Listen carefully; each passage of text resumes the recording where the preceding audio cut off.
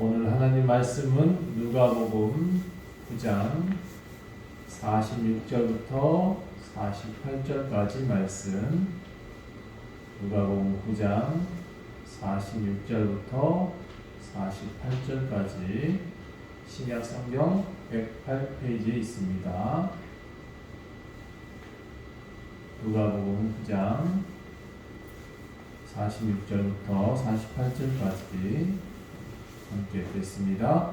제자 중에서 누가 크냐 하는 변론이 일어나니 예수께서 그 마음에 변론한 것을 아시고 어린아이 하나를 데려다가 자기 곁에 세우시고 그들에게 이르시되 누구든지 내 이름으로 이런 어린아이를 영접하면 곧 나를 영접하며 또 누구든지 나를 영접하면 곧 나를 보내신 이를 영접하리라. 너희 모든 사람 중에 가장 작은 그가 큰 자니라. 아멘.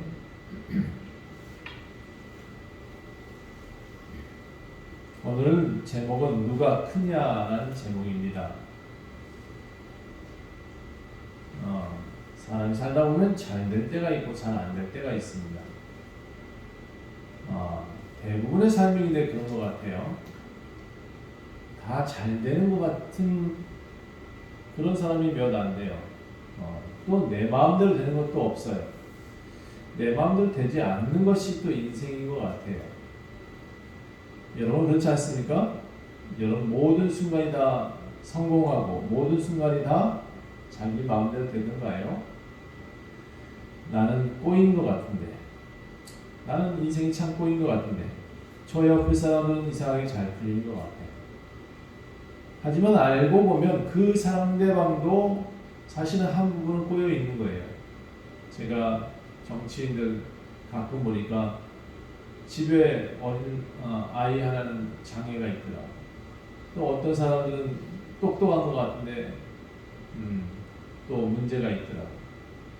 재산권에 문제가 생기고 또 가정적으로 문제가 생기고 한 부분은 꼬여 있더라고요.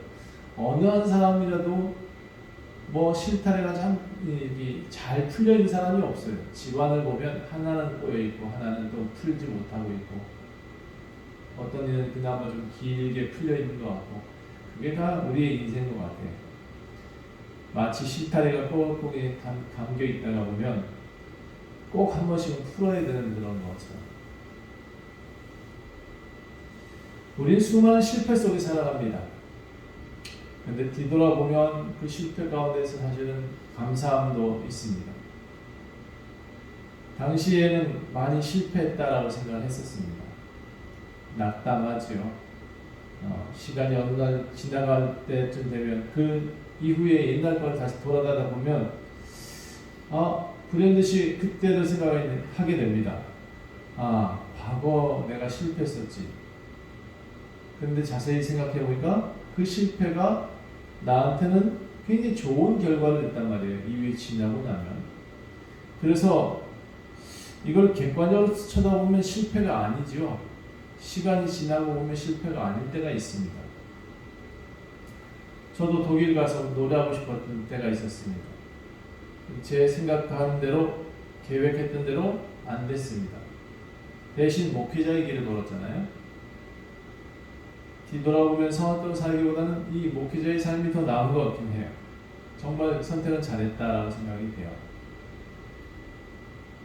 성악가로 노래했다 할지라도 사실 지금보다 더 잘 살 수 있다라는 자신이 없어요. 지금 이제 우리가 함께 하고 있는 사람들과 함께 사는 모습들이 그래도 잘 살고 있는 것 같아요. 저는. 뭐 성공적인 목회다 그렇게 생각하지는 않아요. 성공적인 목회가 사실은 뭔지 잘 모르겠고 요즘 목회자로 산다는 것도 제대로 제 뜻대로 되지 않는다는 것을 많이 알게 됐어요. 뭐 아주 큰 교회도 요즘은 힘들다 그래요. 코로나로 인해서 사람들이 모이지 못하니까 참 힘들다라고 해요. 목회를 생각하다 보면 또 목회의 성공을 생각하다 보면 사람을 많이 모으는 것이 목회냐 그것도 아닌 것 같아요. 많이 모으면 많이 모을수록 하나님께 가서 상이 없을 것 같아서 그 또한 목회자의 모습은 온전한 성공이라 할 수 없을 것 같아요. 내 뜻대로 살지 않는 게, 저는 이제 목회라는 것이 뭘까를 많이 생각해 보면서 이렇게 이제 결론 냅니다. 내 뜻대로 살지 않는 것이 목회의 성공이다. 내가 원하는 대로 살지 않게 되는 것도 목회의 성공의 모습이다라고 생각합니다. 예수님을 따라다니던 제자들은요, 예수님이 정말 놀라운 분으로 알고 있었습니다. 그런데 십자가에 딱 달려 죽었네. 그러니까 예수님이 제자들이 3년 반 동안 따라다녔는데 예수님이 십자가에 딱 죽어보니까 대단한 실망이 많았겠죠. 그 순간 그들은 다 도망자의 신세가 됐습니다. 자기를 죽일까봐 어느 한 곳에 모여서 꽁꽁 숨어 있었단 말이죠. 그렇게 실망한 제자들이었지만 나중에 그들은 일을 하거든요. 아주 어마무시한 일들을 해나가죠. 자, 왜 예수님을 실망했냐? 십자가에 달렸을 때 사실 그들이 바라본 예수님은 이런 기대감으로 그를 따라다녔어요. 그는 이스라엘의 왕이다. 이스라엘을 구원한다. 로마로부터 우리를 새롭게 하실 것이다. 그는 엘리야 선지자 같은 분이시다. 위대한 분이시지. 그분은 반드시 이 나라를 새롭게 건설하실 것이다 라고 생각을 했어요. 자, 자기는 이제 12 제자들은 어떤 생각을 했겠어요? 하나는 국무총리가 돼야지, 하나는 뭐가 돼야지 이런 기대감으로 있었을 것 같아요. 그런데 예수님은 그들을 데리고 다니면서 가끔 이렇게 말씀하세요. 내가 예루살렘 올라가게 되면 십자가에서 죽게 될 것이다. 많은 제사장들과 많은 서기관들이 나를 십자가에 못 박을 것이다 라고 말을 해요. 그렇게 말을 했는데도 제자들은 안 들어요. 귀를 막아요. 도무지 그 말에 수용을 못해. 귀담아 듣지 않아요. 사실 제자들이 봤을 때 예수님은 기적의 상하나이었거든요. 기적을 일으키는 분이셨어요. 그런 분이 죽게 된다는 것을 상상조차 못했던 거예요. 자, 엘리야 선지자, 그거보다 더 위대한 분, 이스라엘의 왕, 그는 반드시 이 나라를 새롭게 건설하실 것이다. 나는 그 옆에서 총리가 돼야지. 나는 그 옆에서 뭐가 돼야지. 가끔 베드로가 이상한 말을 했어요. 주는 그리스도시요 살아계신 하나님의 아들이십니다라고 말을 해요. 그런데 사실 이 말을 해놓고도 베드로 스스로도 믿음이 아주 충만해서 그렇게 말하는 건 아니었어요. 좀 고상한 표현으로 그 베드로도 제정신이 아니었어요. 그 순간 자기가 그 말을 해놓고도 그게 무슨 말인지 몰라. 그렇게 마태복음 16장 17절에 보면 그 말이 너의 말이 아니라 하나님께서 알려주셔서 하신 말이다. 자기도 무슨 뜻인지 모르고 했다는 얘기예요. 그런데 이 말이 나중에 제자들은요, 예수님이 승천하신 다음에 알게 돼요. 예수님 십자가에서 딱 올라가시고 난 다음부터 그 사람들이 자기가 했던 고백, 주는 그리스도시요 살아계신 하나님의 아들이십니다. 이 내용이 뭔지를 깨달았거든요. 그러니까 예수님이 계실 때는 잘 몰라. 예수님이 안 계시던 어느 날 불현듯이 이 제자들이 깨닫습니다. 아, 그때 그 말이 예수님이 그 말이었구나 라고 말을 하는 거죠. 명설교도 마찬가지입니다. 성도들이 참 많은 교회가 있더라고요. 가서 들어보면 참 명설교를 하시는 것 같아. 근데 그 당시에 사람들이 많이 웃어요. 많이 행복해. 그런데 은혜 받았습니다 하고 딱 집에 문을 나가서 집에 들어서는 순간 오늘 뭘 들었지라는 생각을 하게 돼요. 하나도 몰라. 잊어버려요. 다 잊어버리고 가서는 또 다시 내가 언제 기독교인이었어? 나는 세상인이지 라고 살아가요. 뭘 들었을까요? 다 잊어버려. 집에 가자마자 잃어버리는 게 설교예요. 저는 그런 설교를 참 많이 들은 것 같아요. 그런데 진짜 명설교는 어떤 명설교냐? 시간이 한참 지난 뒤에 집에 가서 아하, 맞아, 오늘 목사님의 그 말이구나 라고 깨닫는 거예요. 자, 그러니까 지금 당장 깨닫는 것보다 집에 가서 깨닫는 게 명설교예요. 제가 보기에는. 그리고 곱씹으면 곱씹을수록 맛이 나는 설교가 좋은 설교인 것 같아요. 성경에 기록되어 있는 예수님의 말이 대부분 다 그래요. 이 말씀은 시간이 지나면 지날수록 의미가 다른 일이 다가와요. 다른 의미로 다가와요. 20대의 의미가 다르고 60대의 의미가 달라요. 또 분명히 10번 이상 성경을 봤는데 11번째 볼 때의 성경이 또 달라요. 왜 그럴까요? 예수님이 정말을 말하고 있고 진실을 말하고 있는 거예요. 저도 사실은 한계가 있어요. 아직 50이라는 나이밖에 없어요. 그러니까 50에서 볼 수 있는 만큼의 설교를 하는 거예요. 다른 성도들과 조금 다른 입장은 뭐냐면 조금 더 깊이 있게 생각을 하는 거예요. 조금 더 기도하고 조금 더 묻고 하는 과정 속에서 설교를 만들어내죠. 그러다 보니까 약간의 깊이가 있을 뿐이지 여러분들하고 사실 제가 큰 차이가 나지는 않습니다. 도리어 시간이 지날수록 제가 이런 생각을 많이 해요. 어떻게 하면 어린아이 같이 설교할 수 있을까? 어떻게 하면 한마디라도 정말 성도들이 알아듣고 갈 수 있을까? 그거를 지금 요즘 연구하고 공부하지 아주 설교를 잘해야겠다 이런 생각을 할 수가 없어요. 요즘은 점점 그런 생각이 드는 것 같아요. 그만하면 잘하시죠. 오늘은 9장 43절부터 보실까요? 예, 9장 43절 보면 사람들이 예수님의 그 놀라운 기적들을 그 바로 앞에 무슨 일이 있었냐면 귀신 들려서 죽어가는 아이를 살리시거든요. 그런데 그 하나님의 위엄이 너무 놀라웠다라고 시작을 해요. 그리고 그들이 다 그 행하시는 일들이 너무 놀랍게 여기고 예수께서 제자들에게 그런데 얘들아 너네들 말이야 이거 자랑해 이렇게 말하지 않았어요. 가서 내가 사람들 고친다라고 자랑해. 내가 손만 얹으면 사람들의 귀신이 떠난다라고 자랑해 라고 말하지 않았어요. 그날 그렇게 흥분되어 있는 사람들한테 하나님에 대해서 놀랍게 여기고 있는 사람한테 특히 제자들한테 뭐라 그러냐 찬물을 확 끼얹었어요. 야 나 3일 뒤에 죽어야 이렇게 말해요. 자 44절 보세요. 이 말을 너희 귀에 담아두라. 인자가 장차 사람들의 손에 넘겨지리라. 사람들의 손에 넘겨져 죽을 거다. 이런 얘기를 계속해요.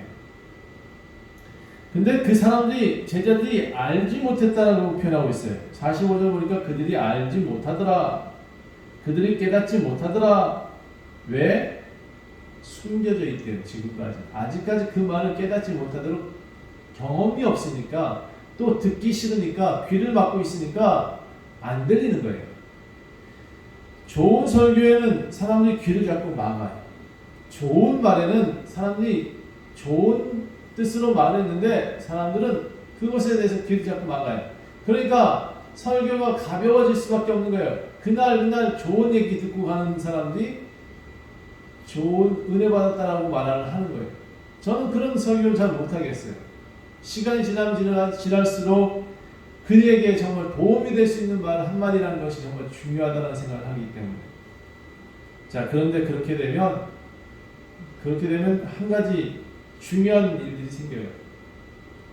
성도들이 별로 안 좋아해요. 행복해하지는 않아요. 예, 그 사람들한테 꼭 도움이 되라고 한마디 했던 것들은 다 그냥 잔소리도 듣고 말이야. 그렇죠? 자, 45절 그렇게 사람들은 귀를 닫고 막아요. 아유 나 듣기 싫어요 하고는 예수님 죽는다는 얘기 절대 하지 말아요 하고는 아유 무슨 뜻이야 알지도 못하겠냐고 지나가 버려요. 아니 예수님 또 엉뚱한 소리 하고 있네. 에이 몰라 또 이상한 소리 했다. 듣지 마자. 귀 막자. 그리고는 한다는 말이 그 다음에 뭐라고 하냐면 46절에 뭐라고 하냐면 야 우리 중에 누가 큰지 알아?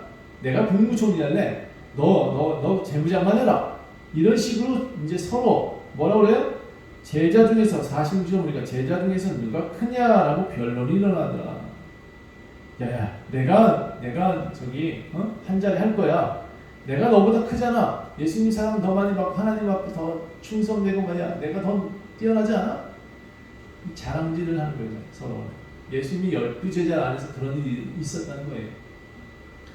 내가 정말 중요한 일을 하고 있는 존재잖아. 막 이렇게 크다. 내가 수석제자야. 내가 오른팔이야. 내가 왼팔이야. 이렇게 말하고 있는 순간에 예수님 뭐라 그랬냐면, 야야, 너네들 무슨 얘기하고 있냐? 그 걔네들 다 불러 모아놓고 어린아이 하나를 불러요. 어린아이를 딱 안고는 이렇게 말을 해요. 얘들아, 너네들 중에 누가 큰지 아니? 이 아이를 영접하는 아이가 제일 큰 사람이에요. 어린아이 하나를 안고 그보다 크다고, 너네들은 이 어린아이보다 뭐 안 크다라고 말하고 있어요. 예, 어린아이가 훨씬 낫다, 너네들보다. 예수님 그렇게 말씀하고 계세요. 여러분, 예수님 이 어린아이를 하나 예수님은 어떻게 했냐면, 이 어린아이 하나를 영접하는 것이 곧 나를 영접하는 거다. 어린아이를 위해서 뭔가 하나 줬다? 그럼 나한테 준 거다. 어린아이를 영접해서 그를 사랑하면 그 사랑은 꼭 나에게, 예수님에게 하는 사랑이다. 한 소자를 영접하는 것이 곧 천하를 귀하게 여기는 것이다. 아주 이 한 사람에 대해서 굉장히 많은 강조를 하세요. 특히나 어린아이 같지 않으면 천국에 갈 수 없다 라고 말을 할 정도로 어린아이 같이 믿음을 받아들여라. 그래서 어린아이에 대한 얘기로 천국을 설명하고 있습니다. 여러분, 내가 내가 정말 중요한 위치의 사람이야. 내가 정말 놀라운 이야. 예, 이거 다 그렇게 말하는 사람 치고 큰 사람 없습니다. 내가 잘났어. 내가 누군데, 내가 어떤 존재인데 라고 말하는 사람들 치고 정말 제대로 된 사람 없더라고요.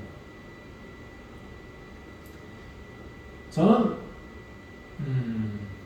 실상 요즘 이제 선거철로 사람들이 나오는데 아무도 안 뽑고 싶어요.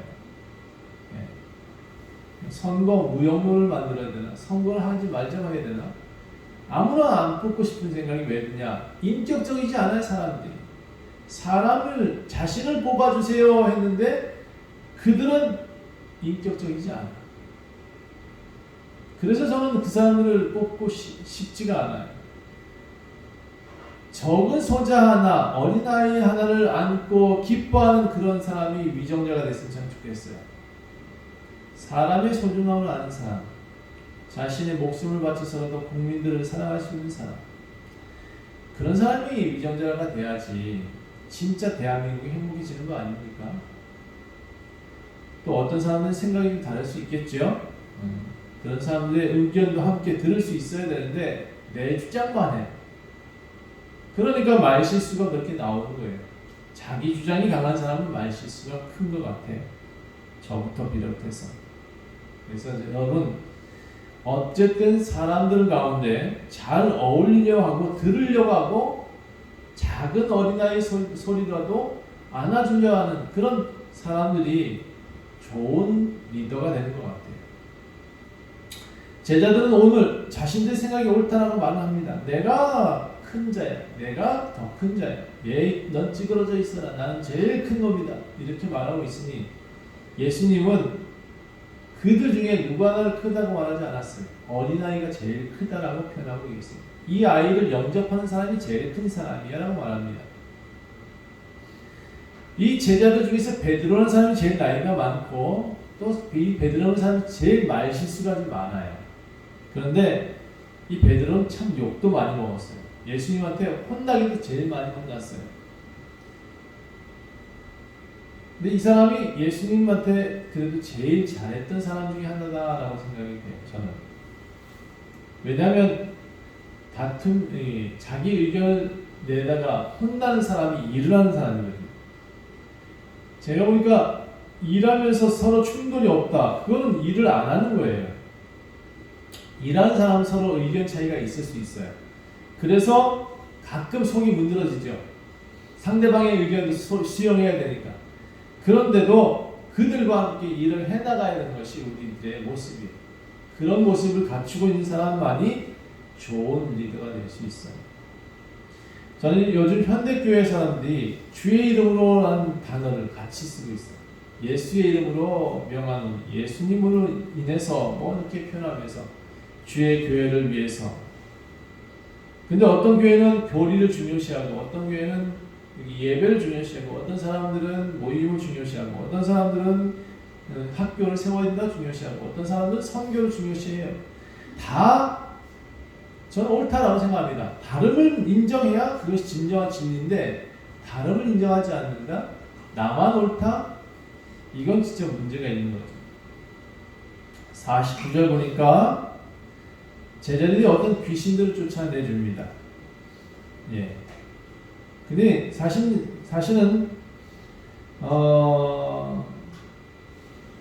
제자들이 쫓아내는 게 아니었어요. 어떤 사람이 예수님의 이름으로 귀신 쫓아내는 걸 봤어, 제자들이. 제자들은 사실 귀신들이 아이 하나를 못 고쳤는데, 어떤 지나가던 사람이 예수님을 자세히 살펴보더니 예수님의 이름으로 귀신아 나가라 이렇게 명령을 했단 말이에요. 아주 순수한 마음으로 했을 것 같아요. 그랬더니 그 사람이 귀신 들린 사람이 확 나가버리고, 나도 사람 고쳤네 라고 자랑을 하고 있는 거예요. 이거 제자들이 그걸 보고, 야 너는 예수님의 제자도 아닌데 왜 그런 짓을 하냐라고 금했다는 거예요. 하지마, 넌 예수님의 제자도 아니면서 왜 예수님의 이름으로 그걸 하려고 해. 이건 다시 좀 더 현대에 좀 생각을 좀 한다면, 무당이 어느 날 예수님의 이름으로 귀신이 나가는 걸 봤어, 무당이. 근데 그 예수님의 이름으로 귀신 나가는 걸 보니까 나도 한번 써보고 싶어. 그래서 예수님의 이름으로 귀신아 나가라 했더니 진짜 귀신이 나가버렸네.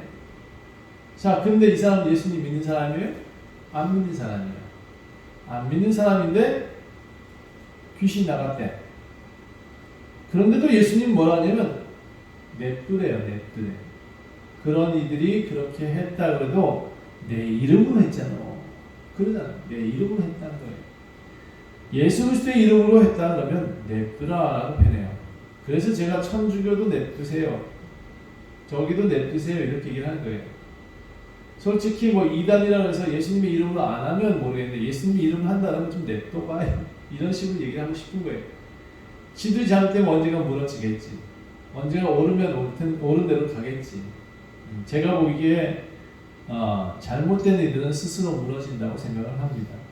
자, 예수님은 그 사람도 금하지 마라. 너희를 반대하지 않는 자는 너희를 위한 자다라고 9장 50절에 말씀하면서 그들까지 수용을 하십니다. 예수님의 수용은 굉장히 커요.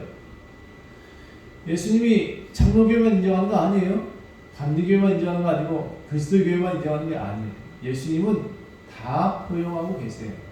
하나님 아버지는 열 손가락을 다 사랑하세요. 10명의 사람, 믿는 사람, 안 믿는 사람 다 사랑하신다는 말이죠. 근데 누가 하나님의 은혜를 받냐? 하나님과 대화하는 사람이 은혜를 받는 거예요.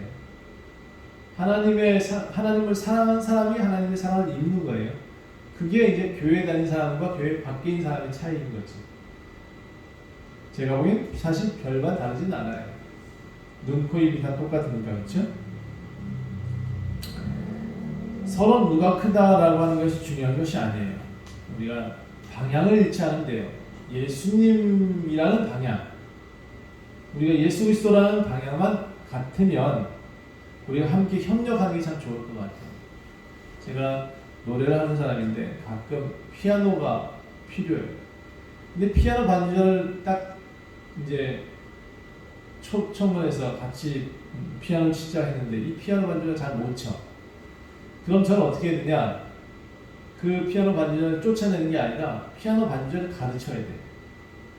어떻게 가르치냐? 아, 이 부분 이렇게 잘하고 있어. 요거 조금만 이렇게 터치해서 새롭게 한번 만들어 봐줘 라고 부탁을 해야 돼. 그래서 협력해서 좋게 만들어 가야 돼. 저는 이것이 선이라고 봐요. 함께 부족한 것은 메꾸면서 만들어 가는 것, 그것이 선인 거죠. 방향만 잃지 않았다 그러면 사실은 좀 그래요. 우리는 살다 보면 모두 다 산으로 갈 때가 많잖아요, 그죠? 어떻게 보면 내가 원하는 곳을 가지 않을 때가 있어요. 조금 돌아가더라도 방향이 맞는다, 그럼 결국 가게 돼 있어요. 방향을 알고 있다, 그럼 좀 쉬어도 돼요. 잠시 쉬었다 가더라도 그 잠시 쉬는 걸음이 또 발걸음이 가벼워지잖아요. 그러면 또 다시 그 방향을 갈 수 있어요. 저는 이 코로나는 저희한테 굉장히 큰 방향을 제시할 수 있는 시기다 라고 생각해요. 쉼을 주는 시기다. 예. 잠깐 돌아가더라도 괜찮다라고 생각해요. 진짜 좋은 교회들이 살아남겠구나, 또는 진짜 사랑하는 사람들만 모임이 되겠구나라는 생각을 하게 되는 거죠. 우리가 방향을 잃지 않는 건 좋아요. 가끔 가시밭길도 있고 낭떠러지가 있어요. 제가 보니까 많은 사람들이 그렇게 좋은 인생살이를 살고 있는 건 아니에요. 다 울퉁불퉁하더라고요. 다 가시밭길이고 다 뭐 자갈밭이고 그래. 적어도 발을 한 번씩 다 걸려서 넘어지기도 하고, 예, 다 그렇게 살아요. 그러나 정말 한 가지 부탁드리고 싶은 것은 인생의 방향을 잊어버리면 안 돼. 내가 가야 될 목적지가 어디인지를 분명히 알아야죠. 누구나 다 죽어요. 누구나 다 죽는데 어디로 가야 되냐면 하나님 나라로 가야지. 그게 목적지예요. 가끔 쉴 때도 있어야지요. 쉼을 통해서 힘을 공급해야 되니까. 그리고 다시 바라봅시다. 그 쉼은 내가 가야 될 길을 바라볼 수 있도록 하기 위한 여유, 그렇죠? 그리고 허락하심이라고 저는 생각해요. 그래서 인생 모두가 다 소중하다. 하루라도 필요 없는 날이 없다라고 생각합니다. 어떻게든 만나지는 모든 것들이 저한테 다 도움이 되고 또 최선이다라고 생각을 해야 될 것 같아요. 51절 보니까 예수님이 사마리아 땅에 가기를 원했어요. 그런데 사마리아 땅, 당신이 승천할 날이 가까워서 사마리아 땅을 예루살렘으로 가려고 했는데 사마리아 땅을 지나가게 된다. 왜냐하면 이 예루살렘 가려면 사마리아 땅을 지나가는 게 제일 빨랐거든요. 그런데 그 당시에 유대인들은 이 사마리아 땅을 밟질 않았어요. 예를 들어서 여기 단구동이 사마리아 땅이라 그러면 단구동을 거쳐가서 이렇게 혁신도시에 가면 제일 빠른데 그게 아니에요. 지정면 돌아서 태장로 돌아서 이렇게 와가지고 혁신도시 가는 것을 예루살렘들은 선호했어요. 왜냐? 단구동은 잡종들이 살았거든. 유대인도 아니고 이방인도 아닌 사람들이 살았다는 거예요. 그런 데서도 그들은 뭐라면 나 하나님 백성이야라고 말을 하니까 예루살렘에 사는 유대인들은 뭐라고 생각하냐면 아유 저 잡종들하고 나는 섞기 싫어. 그리고 일부러 안 갔어요. 그런데 예수님은 그 사람들 사이를 지나가요. 그런데요, 예수님은 그렇게 지나가기를 원했는데 이날 사마리아 사람들한테 그 앞에 먼저 사자를 보내서 우리 예수님이 이쪽 지나가려니까 좀 길 좀 열어주세요라고 부탁을 하려던 사람들이 가 있었던 모양이에요. 그런데 그 얘기를 듣기는 들었어. 예수님이 사마리아 땅을 지나서 예루살렘으로 가려고 그러는데 그게 마음에 안 들었나 봐.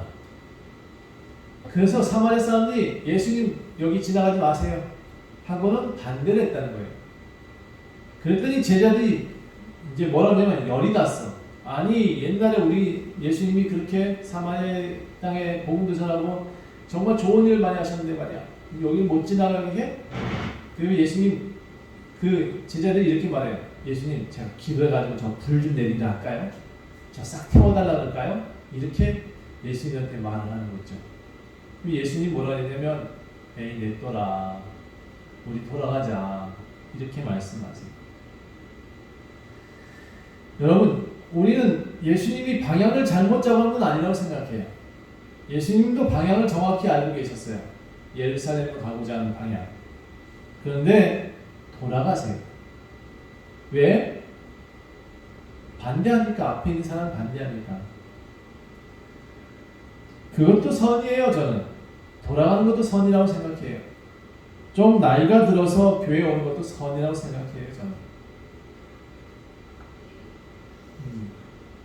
젊을 때 신나게 놀던 친구가 어느 날 교회에 왔어요. 그것도 선이에요.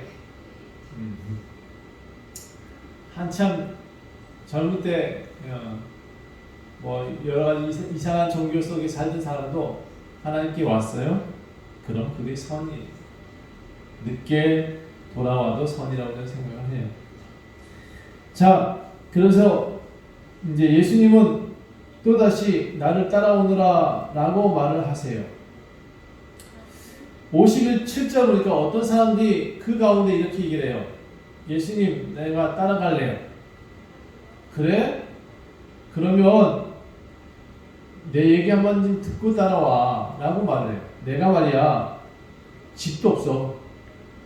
나는 여우도 집이 있고 굴이 있는데 나는 머리 둘 곳이 없어. 어떻게 할래? 따라올래 말래? 기독교는 참 메리트가 없어. 제가 보니까. 솔직히 기독교에서 말하는 내용 중에 보면 축복 주겠다라고 하는 이제 승모교의 축복, 그건 축복이 아니에요. 돈 많이 벌게 해주겠다라는 것은 축복이 아닌데 그거 가지고 메리트가 참 전 없거든요. 근데 그 많은 사람들이 그거에 혹해가지고 교회를 다니고 있어요. 자, 축복, 그렇죠? 여기는 이렇게 얘기를 해요. 나는 뭐 여우도 굴 있고 공중에 새도 집이 있어. 근데 인자는 예수님은 머리 둘 곳이 없다, 집도 없고 절도 없어. 어때? 나 따라올래? 어떤 사람이 그렇게 얘기했다. 어디든지 가시면 내가 따라갈게요라고 얘기하니까 그렇게 얘기를 하셨다고요. 또 다른 사람에게 그럼 이제 예수님 말씀하세요. 너 나 따라오너라 라고 말을 해요. 그렇게 따라오라고 했는데 이 사람이 뭐라고 말했냐면 나로 먼저 집에 가서 내 아버지와 내 부모들을 먼저 장사하게 다 돌아가신 다음에 따라갈게요 라고 말을 했어요. 그러니까 난 예수님 집에 부모님이 있는데요, 다 돌아가신 다음에 예수님 믿을게요 이런 말을 하는 거예요. 다 죽은 다음에 내가 예수님 사역할게요 이렇게 말하고 있다는 거예요. 말이 안 돼. 당신도 늙을 텐데, 당신도 곧 죽을 텐데 누가 먼저 죽을 줄 알고 그런 얘기를 해요. 그렇죠? 또 어떤 사람에게 그렇게 말했어요. 주여, 내가 주를 따르겠습니다. 자신이 먼저 얘기를 했어. 예수님, 내가 주님을 따를게요 라고 먼저 얘기를 해놓고는 한마디 더 해.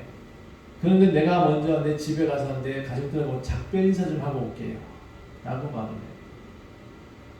이거는 가겠다는 거예요, 말겠다는 거예요?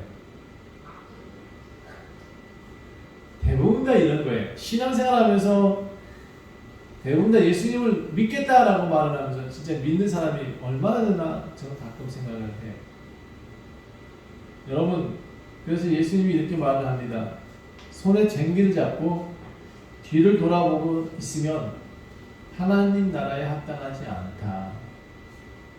지금은 바빠요. 뭐 끝내고 믿을게요. 오늘은 못 믿어요. 내일 믿을게요.